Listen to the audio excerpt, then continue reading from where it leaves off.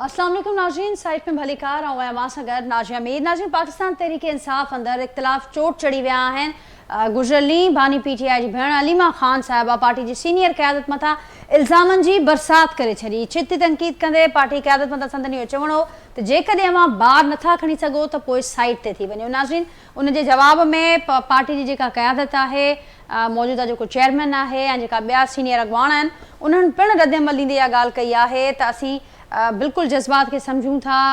जेको बानी जो ख़ानदान आहे, जेके उन जूं भेनरूं आहिनि, उहे हिन वक़्तु तमामु घणियूं ॻणतीअ में आहिनि बानी जी सिहत खे वठी करे। पर हिन वक़्तु जेके हिन क़िस्म जी तनक़ीद या जेके इहे इल्ज़ाम साम्हूं अचनि पिया, ही पार्टी खे नुक़सानु पहुचाइनि पिया ऐं ही मामलनि खे वधीक डाइवर्ट करे सघनि था। हुकूमत इन समूरे मामले ते रद्दमल ॾींदे अॼु ख़्वाजा आसिफ़ साहब इहा ॻाल्हि कई आहे त हिकिड़ी ॻाल्हि त तय आहे त ॿियो कुझु हुजे न हुजे, पार्टी अंदरि हज़ार इख़्तिलाफ़ छो न हुजनि, पर पीटीआई वारा हिकिड़ी ॻाल्हि त ज़रूरु मुतफ़िक़ आहिनि त बानी पीटीआई जेल अंदरि ई रहे। जेके ही कमु कनि पिया उन मां इहो ज़ाहिर थिए थो।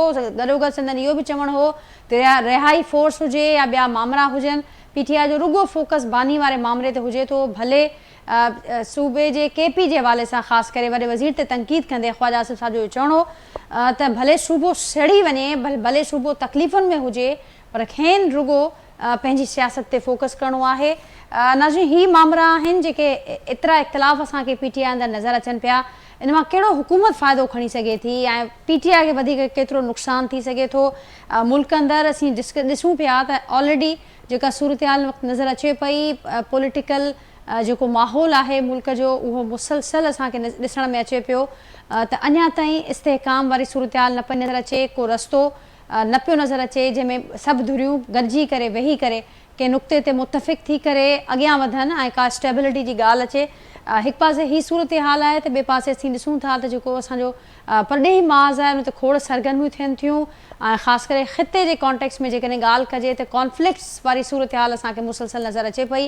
हिकु पासे असां ॾिसूं था त अफ़गानिस्तान मां मुसलसल जेके दहशतगर्दी जा हमला थियनि पिया ऐं जेके बि हमला थिया आहिनि उन्हनि समूरनि हमलनि में मां रीसेंट वाक़िअनि जो ज़िक्र कयां पई। रीसेंट दहशतगर्दी जा जेके बि वाक़िआ थिया आहिनि उनमें अफ़गानिस्तान जे मुलविस हुअण जूं साबितियूं मिलियूं आहिनि ऐं इहा ॻाल्हि बि सभिनी जे साम्हूं आहे त कहिड़ी रीति उन्हनि जो मुक़ाबिलो थिए पियो, उन्हनि चैलेंजिस जो मुक़ाबिलो थिए पियो। पर मुल्क अंदरि जेका सूरत हाल आहे बदस्तूर पॉलिटिकली असां ॾिसूं पिया त अनस्टेबल आहे ऐं ॿिए पासे हिकु पासो अफ़गानिस्तान जो आहे ऐं ॿियो पासो जेको अमरीका ईरान वारो मामिलो हले पियो, उन में बि नाज़रीन मुसलसल डेवलपमेंट्स अचनि पियूं। ॻाल्हियुनि जे टें दौर जो आगाज़ थिए पियो ऐं उहो ख़तरो बि बदस्तूर हिकिड़ो पाकिस्तान लाइ मौजूदु आहे। ॿिए पासे भारतीय वज़ीर आज़म मोदी हिन वक़्तु इज़राइल जे दौरे ते आहे। ख़िते जी जेका सूरत हाल आहे उनखे कॉन्टेक्स्ट में रखंदे इहा बार बार ॻाल्हि पे कई वई त तमामु ज़रूरी आहे त जेके समूरा सियासी स्टेक होल्डर्स आहिनि उहे हिकु पेज ते हुजनि। मुल्क अंदरि जेकॾहिं पॉलिटिकल स्टेबिलिटी हूंदी त जेके ॿाहिरियां चैलेंजिस आहिनि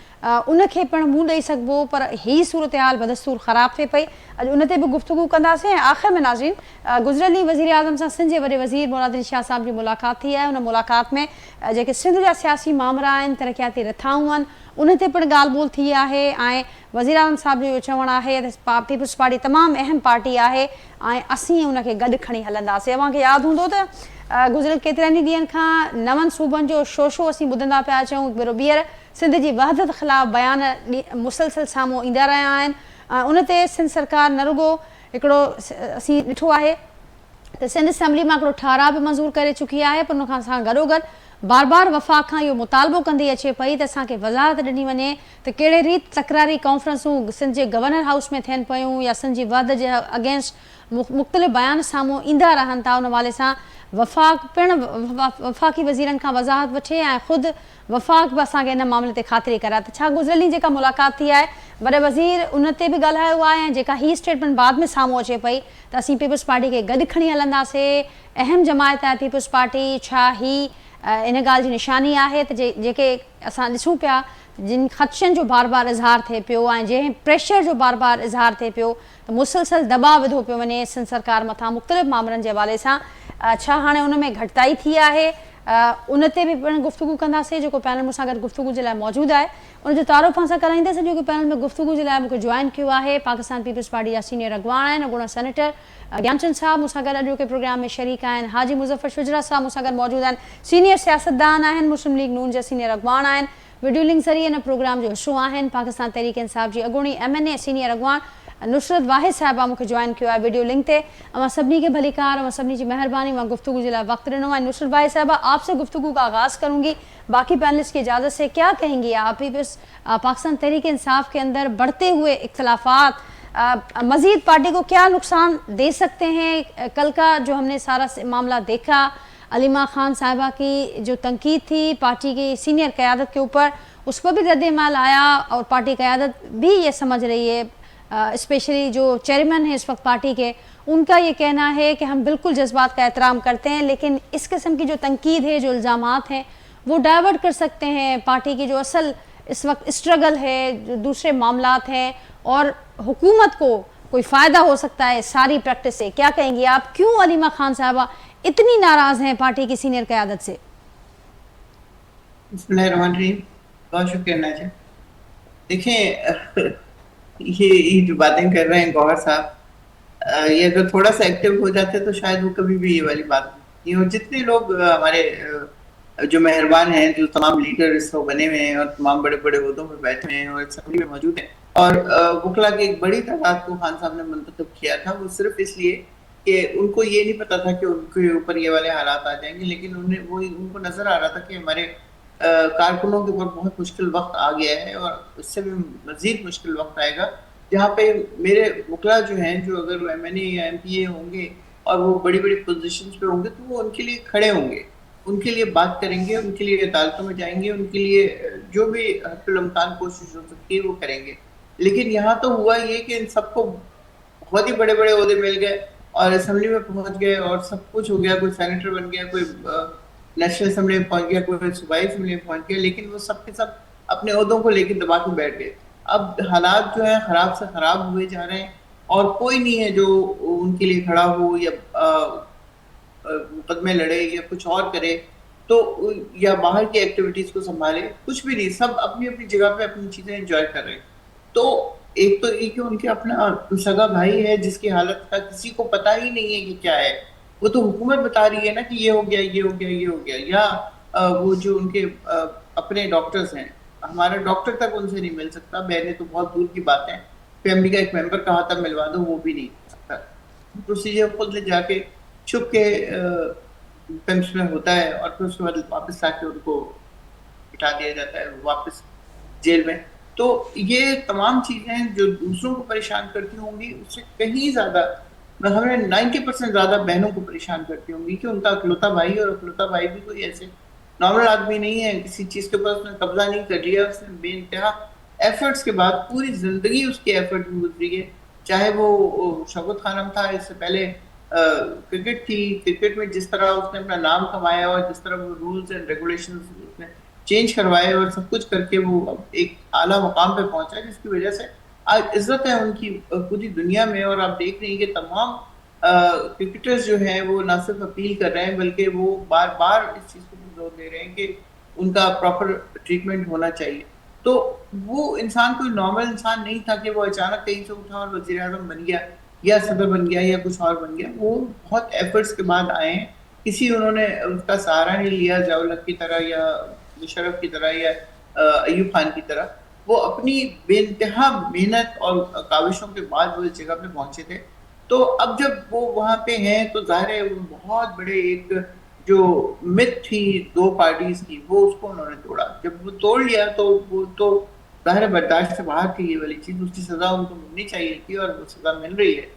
तो लेकिन जहां तक कैद की या चीजें वो सब कुछ ठीक है अपनी जगह पे, लेकिन अब बहन या बहनें वो सिर्फ अपने भाई की खैरियत चाहती हैं, इसके अलावा। लेकिन नुसरत वाहिद साहबा, जैसे आपने कहा जो अब इस वक्त हालात हैं पार्टी के, और जो पार्टी क़यादत का जो रद्द-ए-अमल आया वो भी मैंने आपके सामने रखा, और ये कहते हैं कि हम तो थक गए हैं अदालतों के चक्कर लगा लगा के, और दूसरे इसको हम यूं देख सकते हैं कि वो बेबसी का इजहार कर रहे हैं कि अब इसके आगे हम क्या करें, यही कर सकते हैं। रास्ता क्या बचता है PTI के पास? देखिए फिर वो इस्तीफे दें और घर जाके बैठ जाए। अगर वो थक गए हैं तो वो जो इंसान जो 8x10 के कमरे में बैठा हुआ है पिछले 3 साल से और हर तरह की मुश्किल उठा रहा है, उसका कनेक्शन खत्म हो गया है।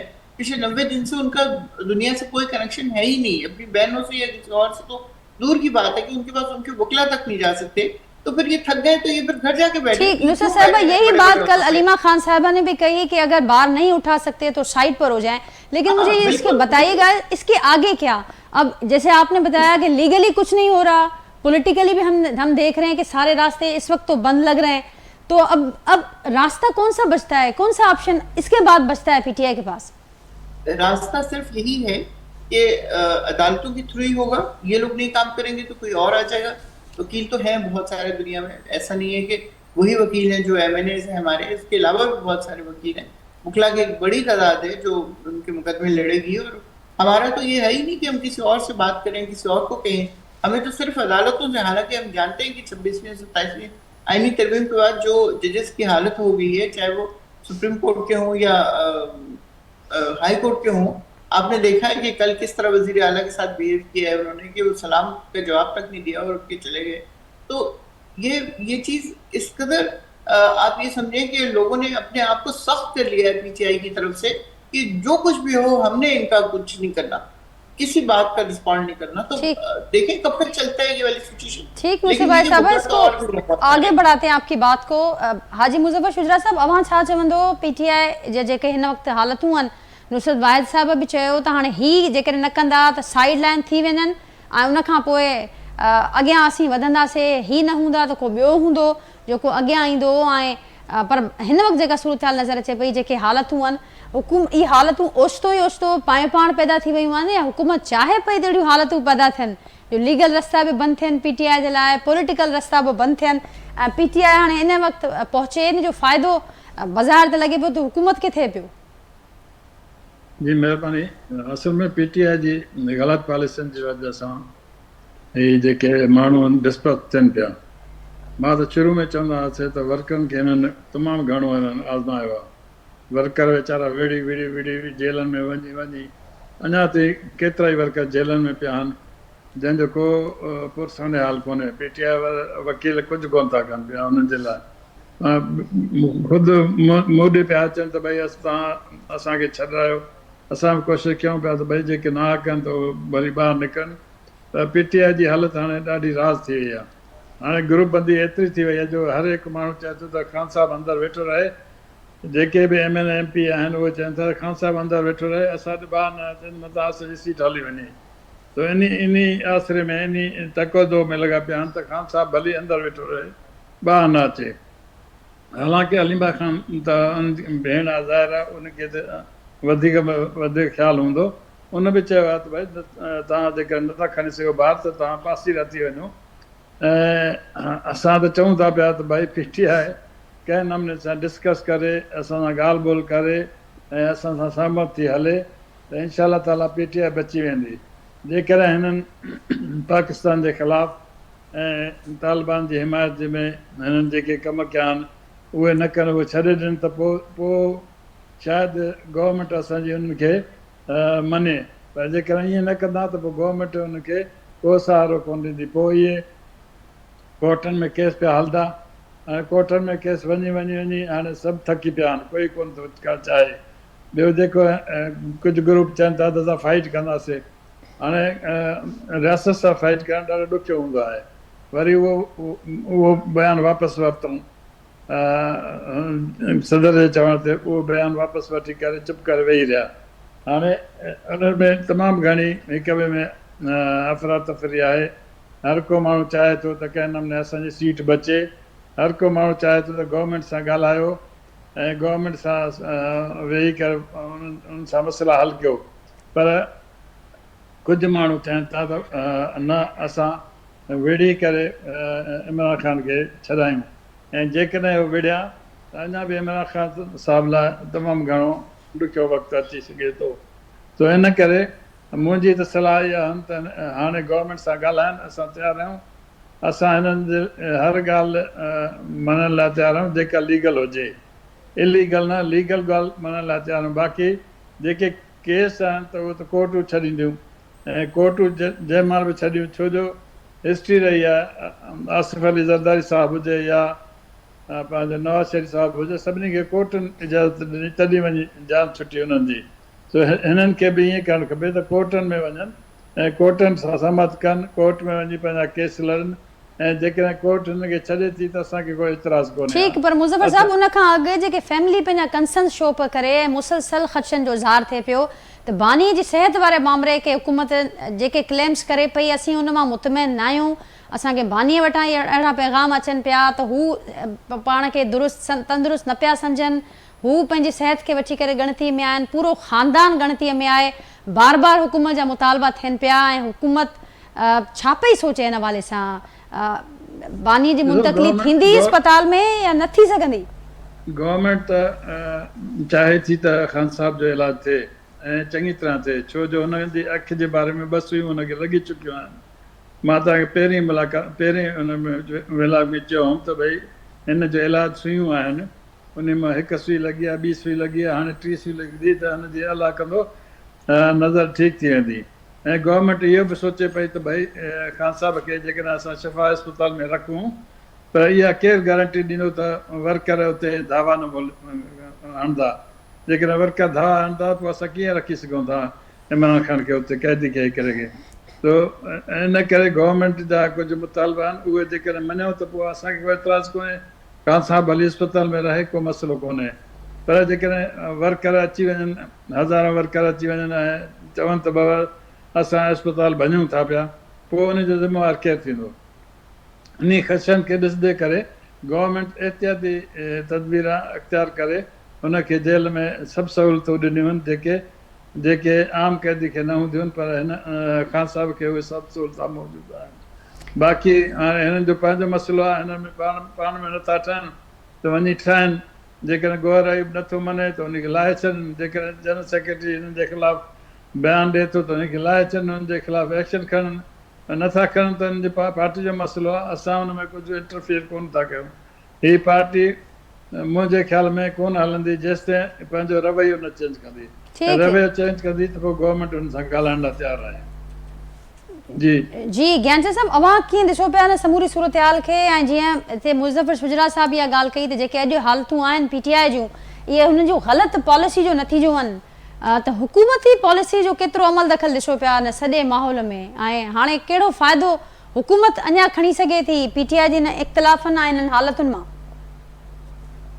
ॾिसो, बुनियादी तौर ते जेकॾहिं PTI खे ॾिसे त उहा कंप्लेन जी पैदावार आहे, हू का प्रोसेस मां पार्टी आई कोन्हे, उन करे हिननि खे ॾाढी तकड़ आहे, बेसब्र आहिनि, हू कोर्ट्स जो बि इंतज़ारु करण लाइ तयारु न आहिनि। यादि रखणु खपे त कोर्ट्स में माण्हू आसिफ अली ज़रदारी 11 साल जेलनि में रहियो ऐं पछाड़ी में सभिनी केसनि मां बाज़त भरी, त ही प्रोसेस आहे, उन प्रोसेस मां पॉलिटिक्स सिखण जो मौक़ो मिले थो। पर छाकाणि त इम्कान पूरो थी चुको आहे, तो हाणे नज़र जा आहिनि त एतिरी जा त निशानियूं आहिनि, मतिलबु नज़रूं घटि थियूं, हलण फिरण में बि ॾुखियायूं थी थियूं, इहे सभु मसइला आहिनि। उन्हनि में उन्हनि खे जल्दी आहे त जेतिरो जल्दी निकिरी अचे ऐं वधारा मुल्ज़मान जी प्लेट में रखी हिननि खे ॾिनी वञे जीअं अॻे ॾिनी हुई, उहे शयूं त थियणूं कोन्हे। जॾहिं ही प्रोसेस में आहिनि, जॾहिं चैलेंजिस आया आहिनि, जॾहिं जदोजहद जे मैदान ते या तहरीक जो मरहलो थो अचे त हिननि जे विच में इख़्तिलाफ़ था पैदा थियनि। ऐं तव्हां हलीमा ख़ान छा गॾिजी करे हुनखे तकड़ आहे त हुनजे सिलाई मशीननि जो जेको कारोबार हो उहो बि बीठी वियो आहे, त उहो सिलाई मशीननि जो कारोबार बि हलाइणो आहे। जेसिताईं इमरान ख़ान अंदरि आया, हुनजे लाइ हालात साज़गार न आहिनि, तेसिताईं को हुननि जे लाइ माहौल जुड़ी कोन थो सघे। तो सभई माण्हू पंहिंजे पंहिंजे मफ़ादनि तरफ़ लॻा पिया आहिनि। का नज़रियाती पार्टी, का सोच वारी पार्टी, का जमहूरी पार्टी त आहे कोन को। ही जेको आहे हिननि खे अंधो वियो ऐं हाणे हिननि खे प्लेट में इक़्तिदार ॾिनो वियो, जेको इक़्तिदार बि न हलाए सघिया। जॾहिं इक़्तिदार हिननि खां वियो त हू ॿारनि वांगुरु, सिधी ॿार वांगुरु चई रहिया त भई आर्मी जे PHQ ते बि हमलो कंदासीं, डिपार्टमेंट्स उन ते बि हमलो कंदासीं, शहीदनि जा जेके मुजरिम आहे उन्हनि खे तोड़े छॾाईंदासीं, वर्दियूं छॾाईंदासीं। तुंहिंजी सूरत में यकीनन अॻिते हली कोन था सघनि। इहे इख़्तिलाफ़ अञा त शुरूआती मरहलो आहे। पंहिंजी इमरान ख़ान जे जेकॾहिं पार्टी PTI जे मुक़ररु करदा चेयरमैन ते बि को शम्द उथारे हुनजी पवंदी त कहिड़ा तबसरा वेही कजनि। आउं सम्झां थो त पार्टी कोन्हे, ही सिर्फ़ु हिकिड़ो इमरान ख़ान जो बतौर क्रिकेटर हिकिड़ो शहर हो जंहिंमें काफ़ी माण्हू चवाया आहिनि, हुन नारा ॾाढा भला भला हया। जिन जे पोयां बि माण्हू लॻा, पर जॾहिं वक़्तु आयो वज़ारत उज़मा ॾिनी वई त हिन जहिड़ो करप्ट तरीन माण्हू ॿियो निकितो कोन। हिन त सिर्फ़ु करप्शन त कोन कई, पर पंहिंजी कैबिनेट में बि हिन उहे माण्हू आंदा जेके दुअल नेशनल हुआ, उन्हनि जा मफ़ादात पूरा थिया, बाल बेड़ियूं ऐं करप्शनूं करे सभु जिते जिते उन्हनि जी दुअल नेशनलिटी हुई। तो बाक़ी पाकिस्तान में जेके वञी बचिया आहिनि उन्हनि मां ईअं कोन्हे त हुनजो वर्कर मौजूदु कोन्हे, वर्कर त आहे पर उहो वेचारो आहे। उहो या त अलीमा ख़ान जे अॻियां वेचारो आहे या इमरान ख़ान जा फ़ैसिला जेके आहिनि उहे उगता सुगता था अचनि। कोई माण्हू हिते वेही पार्लियामेंट जे अंदरि हुजे, आम पार्टी सां स्टेक होल्डर सां डिस्कशन कंदड़ माण्हू हुजनि, डायलॉग कंदड़ माण्हू हुजनि, सभु बेवस आहिनि। 24 कलाक इहा ई रिट लॻियल आहे त इमरान ख़ान सां असां मुलाक़ात करियो, हर सुवाल पर ज्ञानचंद साहब इहो बि ॿुधायो, जीअं हिते ज़िक्र हले पियो त पॉलिटिकली रस्तो बि असां ॾिसूं था, जीअं मां चयो हाजी मुज़फ़र शुजरा साहब हिते ॻाल्हि कई त पॉलिटिकली बि बार बार मौक़ा आया पे पर उहे बि अवेल न थिया, त हाणे पॉलिटिकली रस्तो बि बंदि आहे, लीगली बि जेका ॻाल्हि थिए पई त न पियो कमु थिए ऐं लीगल रस्तो बि बंदि आहे, त पोइ कहिड़ो रस्तो बचे थो? मुज़फ़र शुजरा साहब हिकिड़ो इशारो बि कयो, ख़ुदि PTI बि ऐलान करे चुकी आहे त असीं आज़ादी फोर्स बिल्कुलु तयारु पिया कयूं। पोइ हीअ त न हुकूमत जे ज़ाहिर आहे हुकूमत जे लाइ बहितर बि न रहंदो, मुल्क लाइ बि बहितर न हूंदो, ऑलरेडी तमामु घणा चैलेंजिस आहिनि, त हीअ जेका वधंदड़ अनस्टेबिलिटी आहे इनखे पोइ हुकूमत कहिड़े रीति मुंहुं ॾींदी? हिननि वारो टाइगर फोर्स त पाण शायदि हाणे कमु कोन थो करे, वरी हाणे हिनखे आज़ादी फोर्स को नऊं हिननि ठाहींदा, जंहिंमें शायदि हिननि खे उहा स्ट्रेंथ न मिले जेका इवन उहो टाइगर वारी हिननि खे मिली, उहो वक़्तु ही विञाए चुका आहे। हाणे हिननि वटि सवाइ पॉलिटिकल रस्तो बंदि आहे न, पॉलिटिकल रस्तो खुलियल आहे। सिर्फ़ु कंहिं फ़हम सां कंहिं संजीदगी सां वेही डायलॉग कनि। हिननि वटि लीगल रस्ता बि खुलियल आहिनि, लीगल रस्ता किथे बंदि थिया आहिनि। कोर्ट्स हिननि खे कंहिं रिलीफ बि ॾिना आहिनि, तो कया अथनि, सज़ाऊं बि ॾिनियूं अथनि, उन्हनि खे अपीलनि जा हिननि दरवाज़ा खुलिया। इहो मुमकिन कोन्हे त सभु केसिस हिकिड़े पासे छॾे सिर्फ़ु इमरान ख़ान खे ॿुधो वञे, तो हुनजे टर्न ते हिनखे मिलंदा। इमरान ख़ान त पंहिंजो हिनजो नारो हो त भई कोई कोर्ट्स इंसाफ़ स्पेशली किन माण्हुनि जे लाइ इंसाफ़ न हुजे, जेलनि में बि के स्पेशल सहूलियतूं न हुजनि, जेके बि सज़ा याफ़्ता आहिनि उन सभिनी खे हिकु जहिड़ा हुजनि, चोर आहे, डाकू आहे, क्रिमिनल आहे। उन सभिनी शयुनि खे जेके हिननि पाण करण थी चाहियूं उन्हनि खे त हिननि खे फेस करणो पवंदो। बाक़ी पॉलिटिकल रस्ता बि खुलियल आहिनि, जुडिशियल रस्ता बि खुलियल आहिनि, सिर्फ़ु हिननि जा केस कमज़ोर आहिनि, उनजे करे हिननि खे रिलीफ मिलण जी चांस घटि आहे। हाणे ही किथां न किथां चाहिनि था त इस्टेब्लिशमेंट जे पेरे पऊं, बूट पॉलिश कयूं, ही कयूं, कंहिं नमूने सां रिलीफ मिले, जेको आऊं सम्झां थो हिन हालतुनि में मुमकिन कोन्हे, छाकाणि त इस्टेब्लिशमेंट बि चवे थी त पॉलिटिकल मामलात में असीं न ईंदासीं ऐं अचण बि न खपे। जुडिशियल जेके हिन ते केसिस आहिनि उन्हनि में बि कंहिंखे इंटरफेयर न करणु खपे। असीं दुआगू आहियूं त इहो रस्तो निकिरे जो को बि माण्हू बाय प्रोसेस बाय लॉ छुटे, पर न कि कंहिं जी इंटरफेयर। पर हिननि जी ख़्वाहिश आहे त इंटरफेयर थिए, पार्लियामेंट जे अंदरि अचण जे लाइ बि इंटरफेरेंस थिए, हिननि खे इक़्तिदार ॾिनो वञे त जुडिशियल सिस्टम में बि कोई इंटरफेयर करे हिननि खे उहो हिकिड़ो इंसाफ़ न, पर हिननि खे फैसिलिटेशन खपे। तो फैसिलिटेशन जा फ़िलहाल त मुंहिंजे ख़्याल में कान हुननि, जेसि ताईं पंहिंजो पाण खे रवैया नथा सुधारनि, लीगल टीम बहितर कमु नथी करे, इमरान ख़ान ख़ुदि उन क्रिमिनल साइड खे छॾे सुधरण जो को ऐलान नथो करे। जी नुसरत भाई साहब क्या रिस्पॉन्ड करेंगी कि पॉलिटिकल रास्ता अभी भी मौजूद है, एक ऑप्शन अभी भी PTI के पास मौजूद है, लेकिन बात फिर वही आएगी कि ट्रस्ट करना होगा जो PTI के पास जो इस वक्त वो लोग मौजूद हैं, सियासी लोग जिनको खुद बानी ने नॉमिनेट किया था, उनको आगे लाना होगा। तो PTI तैयार है उसके लिए? Look who is talking. Trust करना होगा, ट्रस्ट इनके ऊपर करना होगा जो 17 सीटें जीत के 170 सीटें लेके बैठ गए, या पीपल्स पार्टी के ऊपर जिन्होंने सारी हमारी दे दी सीटें MKM को कराची से। किसके ऊपर ट्रस्ट? ट्रस्ट का क्या मतलब होता है? ट्रस्ट के लिए कोई कहीं कोई چھوٹا سا شائبہ ہوتا ہے ایمانداری کا کہ انسان کے اندر تھوڑی سی ایمانداری ہو. جب آپ بیٹھے ہی بے ایمانی کے اوپر ہیں, جب آپ بیٹھے ہی اس کے اوپر ہیں, تو کیسے کوئی ٹرسٹ کرے گا آپ کے اوپر؟ مجھے بتائیے آپ کس طرح ٹرسٹ کرے گا؟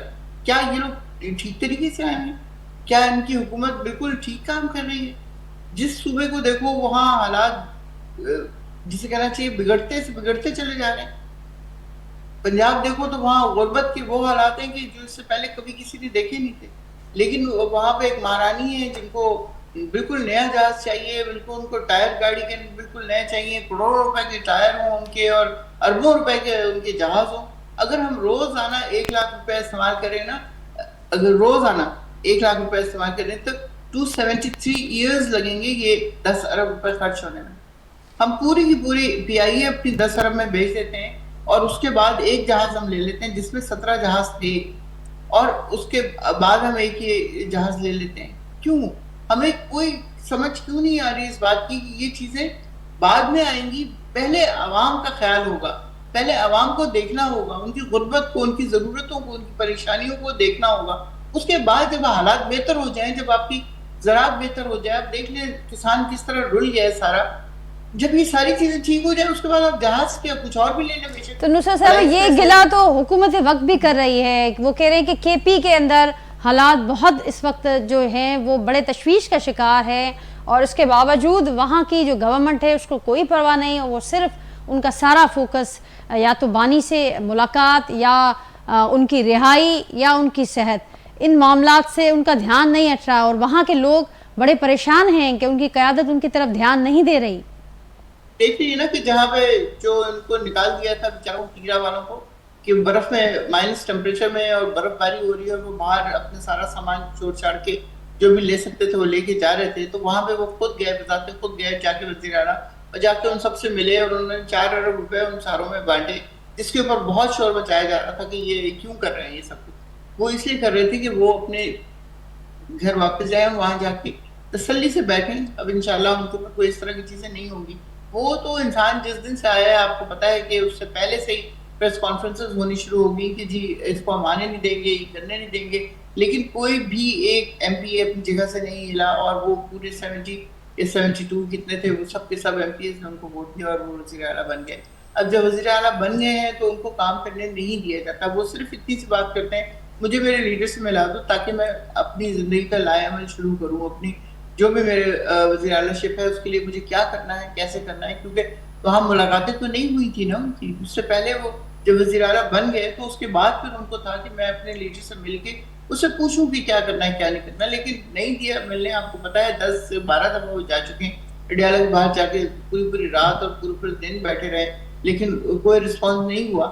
تو اس کے بعد ان کو جو جس طرح وہ کر رہے ہیں وہ بالکل ٹھیک کام کر رہے ہیں. آپ دیکھیں لوگوں کی جو کیبنٹ ہوتی ہے وہ 25, 26, 27 اس طرح یا 30 اس طرح کی ہوتی ہے. ان کی بہت کم لوگ ہیں, ان کے 15 یا 16 لوگ ہیں, کیونکہ وہ چاہتے ہیں کہ میں خان صاحب سے بات کر کے اس کے بعد پھر اپنی کیبنٹ کا اضافہ کروں, اور پھر اس کے بعد جو کام فی الحال ہو بھی رہا ہے. ایسا نہیں کہ بالکل وہاں پہ کوئی کام نہیں ہو رہا, گلا تو کرنا ہے. دیکھیں اس کے علاوہ ان لوگوں کے پاس کچھ اور ہے نہیں. 3-3.5 سال کی پی ٹی آئی آئی حکومت میں, اور 75 سال کی جو بھی غلطی ہے وہ ساری کی ساری پی ٹی آئی.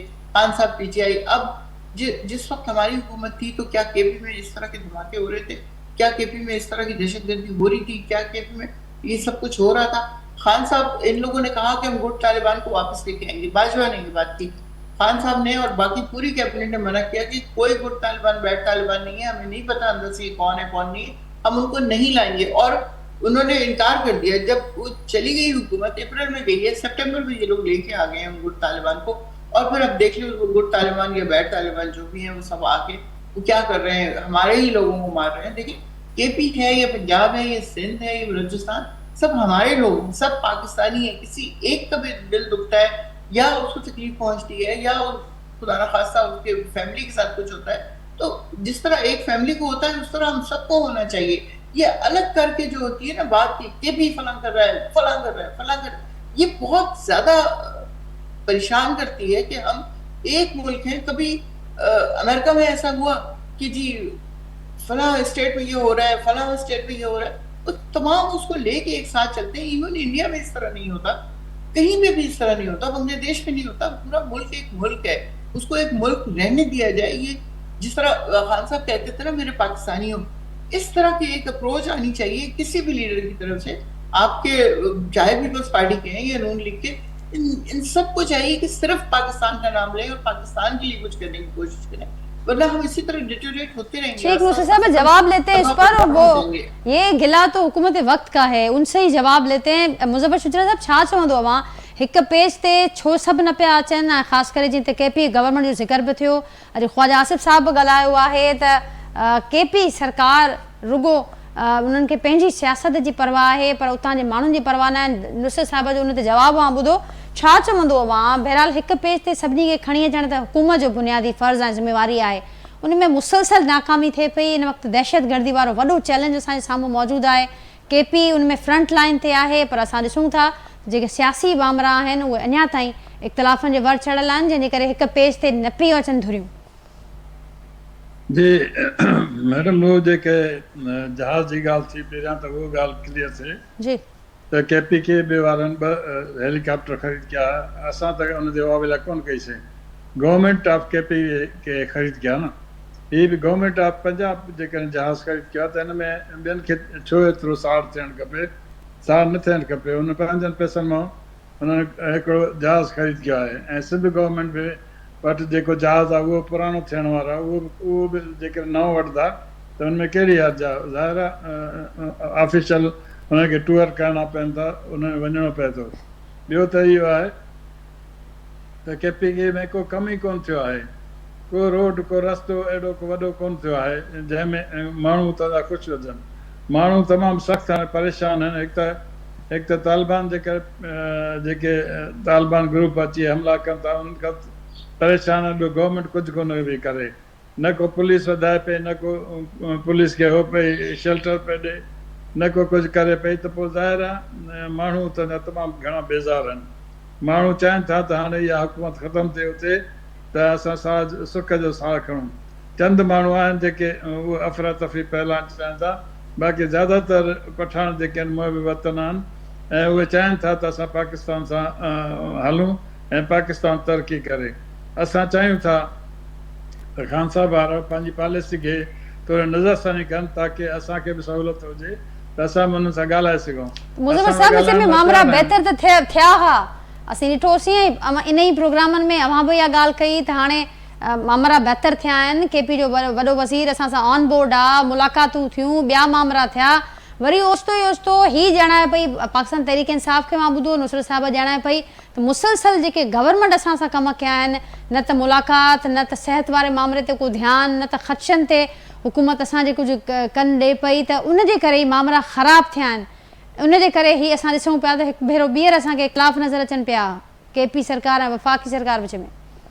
गवर्नमेंट वटि ॾिसो पंहिंजी हिकु टीम डॉक्टरनि जी मौजूदु आहे जेका हमेशह ख़ान साहब जी हुन देखभाल कनि पिया, ऐं असांखे पूरो यकीन आहे त देखभाल हुनजी सुठी तरह खां थिए पई।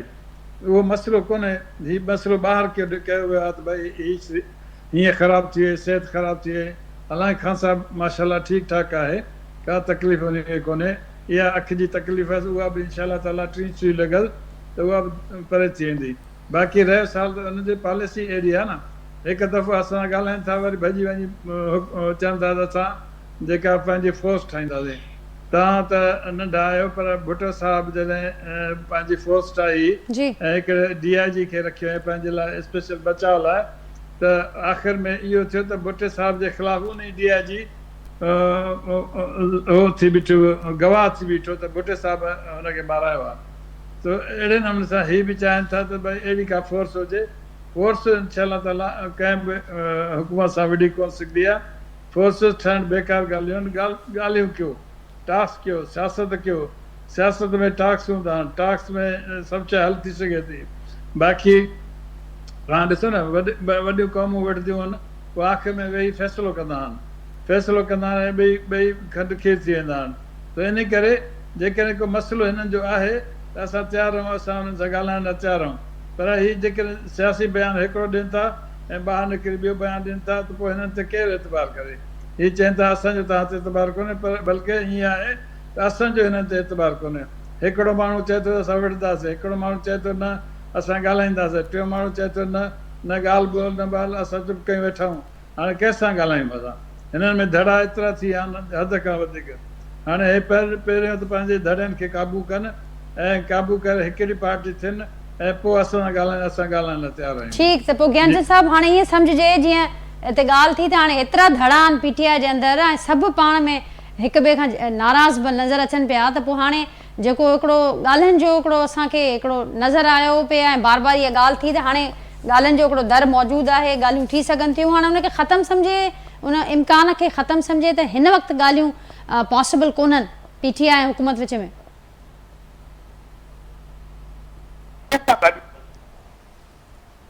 इमरान खान जो कंहिंते हलीमा खान ते आहे, बैरिस्टर गौर ते आहे, गुसा ते आहे या ॿिए किथे आहे?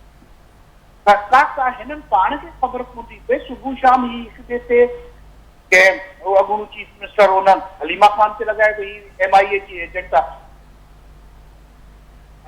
ही हू वरी आई आहे त पंहिंजे चेयरमैन ते इल्ज़ाम थी वञे त ही केस नथा खणनि, इमरान खान खे जेल में अंदरि रखण था चाहिनि।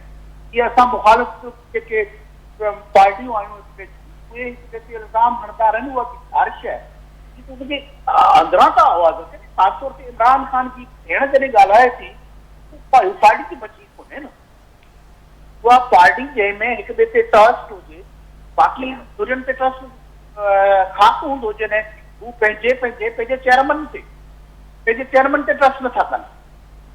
जेके मुश्किलातूं आहिनि चले अलॻि शइ आहे न, पर एज़ अ पार्टी को ही हिकिड़े हिन इम्तिहान जी घड़ी में हू हिक ॿिए सां सिंसियरली बीठल कोन्हे, हू हिक ॿिए ते ट्रस्ट कोन था कनि। उन्हनि हालतनि में ॻाल्हियूं वधनि कीअं अॻिते? जेको ॻाल्हियूं करे उचे ते ॿियो लीडर हुनजे ख़िलाफ़ बयानु ॾियणु शुरू थो करे त भई ही गवर्नमेंट सां मिलियल आहे, ही इस्टेब्लिशमेंट सां मिलियल आहे, ही पंहिंजा मफ़ादात पूरा करे। इन माहौल में न ॻाल्हियूं थी सघियूं, जेकॾहिं ॻाल्हियुनि जा वेझे बि सही त कामयाबी थियण जा के चांसिस नज़र कोन था अचनि। त इहो सॼो मामिलो PTI जी में आहे त हू इन्हनि सभिनी शयुनि खे संभालींदे किथे वेही थी जंहिं माहौल में ई हलनि पिया। जेको इमरान खान इलेक्शन ताईं त जेकॾहिं जेल में रहियो त हिक ॿिए जे ख़िलाफ़ इलेक्शनूं विढ़ंदा, ही कहिड़ी टिकट खे मञींदा? बैरिस्टर गौर जे टिकट खे मञींदा? PTI जो जेको बि चेयरमैन अहिड़ो त फैसला उन्हनि जा थियणा आहिनि न। टाइम ते इएं कोन हूंदो त इमरान खान खे सभु सहूलियतूं ॾिजनि, हू वेही इंटरव्यू करे मुख़्तलिफ़ पार्टी टिकट जे ख़्वाहिशमंदनि जा ऐं उन्हनि सां डायलॉग करे सॼे माहौल खे ठाहे। हिकिड़ो कैदी आहे, सज़ा याफ़्ता कैदी आहे, जेसिताईं उहा सज़ा माफ़ नथी उनखे जेल में रहणो आहे। तो आऊं नथो सम्झा त पोइ PTI लॉन्ग रन में हलंदे नज़र अचे थी। हू पंहिंजे ई ज़ोर में, पंहिंजे ई बार में पाणी तो बाक़ी उन्हनि ते कंहिं बि पार्टी ते कंहिं बि हुकूमत ते को इल्ज़ाम हणणु उहा कोन्हे। ख़ैबर पख्तूनख्वा जी जेका ॻाल्हि आई आहे त भई उते अमन अमान हो, कहिड़ो अमन अमान हो? अॻे बि हिननि जी सूबाई गवर्नमेंट अमन अमान जो हिननि जो किसो, हाणे बि हिननि जी उते ई आहे। पोइ जेकॾहिं हालतूं ख़राब थियूं आहिनि त हा इहे सम्झिजे त ही तालिबान सां उन टाइम ते मिलियल हुआ। हाणे जॾहिं तालिबान बाक़ी मुल्क में दहशतगर्दियूं शुरू कयूं आहिनि, उन्हनि ते हुकूमत डंडो खयो आहे त हू हुननि खे छूट ॾिनी आहे या उन्हनि ते एक्शन था वठनि। नज़र त इहे पियो अचे न, कंहिं बि तालिबान जे धमाके ते जेके बि तालिबान आहिनि उन्हनि जेके बि कार्रवाइयूं कनि था उन्हनि जो जंहिं अंदाज में बाक़ी पार्टियूं मज़म्मत कनि थियूं उहो त मज़म्मत कंदे ई नज़र कोन था अचनि। हिन मां साबित थो थिए थी उन्हनि सां किथे न किथे गठजोड़ आहे, किथे नेक्सिस में आहिनि त जीअं मुल्क जे हलण न ॾिनो वञे। ऐं सवाइ इमरान खान जे जो केरु थो सोचे सघे त असीं पंहिंजे हिकिड़नि नंढड़नि मफ़ादनि जे लाइ पंहिंजे मुल्क खे नुक़सानु पहुचायूं? मुमकिन आहे त ईअं ई हुजे। हू तालिबान ख़तमु त थिया ई कोन हुआ।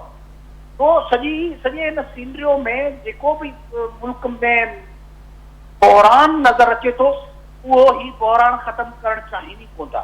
पोइ उन लाइ इमरान खान जेल में हुजे, ॿियो कुझु हुजे, हिननि जी एजेंडा जी ख़बर नथी पए एजेंडा छा आहे। छाकाणि त सियासी एजेंडा त हिननि वटि आहे कोन को। इमरान ख़ान खे आज़ादु करियो, एस्टेब्लिशमेंट सां ॻाल्हियूं करायो, असांखे पार्लियामेंट में वठी अचो ऐं इक़्तिदार ॾियो। हिननि जी एजेंडा त इहा पई नज़र अचे, कंहिं पब्लिक इशूज़ ते बि ॻाल्हाइनि ई कोन था। पोइ आउं सम्झां थो त सॼे माहौल में हिन बहरान जो हिन वक़्त में जेके बि नुक़सान थियनि था या जेका अनस्टेबिलिटी आहे उहो हिननि जे पंहिंजे उन एजेंडा ऐं प्लान जो हिसो आहे। तो जेसिताईं इहो मुल्क खे नुक़सान असाइण जी एजेंडा तां ही ॿुधंदा नथा थियनि, तेसिताईं यकीनन स्टेट हिननि खे मुल्क खे बहरान मां कढण जे लाइ कोशिशि वठंदी, हिननि खे रोकींदी त को बाज़ी न कनि। ठीक, अवां इशारो कयो पिया त मज़ामत थींदी त पोइ मुफ़ाहमत थींदी। हीउ एजेंडा जो अव्हां खे हिसो नज़र पियो अचे जेको हिन वक़्तु क्राइसिस आहे ऐं पाण पैदा कयो पियो वञे। नज़र त इहो थो अचे न जी, पंहिंजा पाण में बि कोन था थियनि ऐं कंहिंसां ॻाल्हाइण लाइ सीरियस बि कोन। नुसरत साहबा का जवाब वठूं था। नुसरत साहबा क्या रिस्पॉन्ड करेंगी कि पीटीआई इस वक्त खुद अपनी दुश्मन बनी हुई है, हुकूमत को या किसी और को कुछ करने की ज़रूरत नहीं। ज्ञानचंद साहब तो ये कह रहे हैं कि ये भी एक एजेंडा का हिस्सा लग रहा है, पीटीआई नहीं चाहती कि ये बहरान ख़त्म हो, उनके मामलात बेहतर हों। क्या कहेंगी आप? और ऐसे इस किस्म के हालात में जो मामलात हैं, मुज़ाकरात का ऑप्शन भी बिल्कुल मादूम होता दिखाई देता है, तो फिर पीटीआई का मुस्तकबिल फिर क्या बताएंगे आप? क्या देख रहे हैं आप? देखिए, इनको बता दें कि बहुत ज्यादा फिक्र करने की पीटीआई के बारे में जरूरत नहीं है। इनको ये जो कर रहे हैं करते रहे, इनके लिए कोई हर्डल आ रहा है, कोई किसी किस्म की कोई चीज ऐसी हो रही है जिससे इनकी राह में कोई रुकावट आ रही है, वो जितने मर्जी दौरे करने हो वज़ीर आज़म ने वो भागे जा रहे हैं, भागे जा रहे हैं, भागे जा रहे हैं। इसी तरह सदर ने जहाँ जाना है चले जाएं। तमाम 45 मुल्कों के दौरे वज़ीर आज़म कर चुके हैं और ये भी बार बार जाते हैं, वापस आते हैं। किसी मुल्क से एक पैसे की कोई इन्वेस्टमेंट नहीं लेके आए, कुछ नहीं लेके आए। पीटीआई को अपना करने के लोग कर रही है, वो तो बेचारे जाके डेरा के बाहर बैठ जाते हैं और बैठे रहते हैं सांस में कि शायद उनको मुलाकात मिल जाए, अपने भाई से मिल ले वो जाके बहने, या 2-4 लोग वहां कभी आ जाते हैं कभी नहीं आते, और वकील जो है वो अदालतों में नहीं जा रहे, कुछ नहीं कर रहे हैं। हम तो कुछ कर मतलब ऐसा सच हम कोई इस तरह की चीज कर ही नहीं रहे हैं जिससे इनको कोई नुकसान पहुंचे। ये अपना काम करें जो ये कर रहे हैं।